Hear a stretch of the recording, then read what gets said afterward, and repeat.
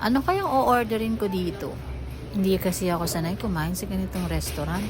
Pero dahil libre, go na ako. Sayang din kasi ang experience. Hindi ka naman araw-araw kakain sa ganito eh. Andito nga pala kami ngayon sa Bonitos Bar and Restaurant. Ang ganda sa loob. Ang cozy ng lugar. Tapos ang syala ng pakiramdam sa loob. Nahirapan talaga akong mamili ng kakainin ko. Tingnan mo naman yung juice nila, oh. Ito nga pala yung version nila ng kaldereta.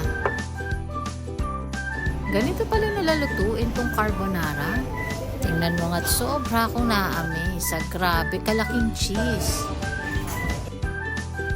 Nakakasyala talaga, no? Yung ko lang kasi na-experience na lutuin sa harapan ko tong carbonara yung order ko. Napaka-cheesy ng carbonara nila. Kaya naman pala medyo pricey. Kasi sulit talaga. Puro cheese ang carbonara.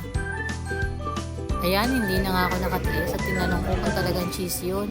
Ayan, tapos nang lutuin yung carbonara ko. Tara, excited na akong tikman to. Abangan niyo bukas dahil nasa Davao tayo. Peace and love! Thanks for watching!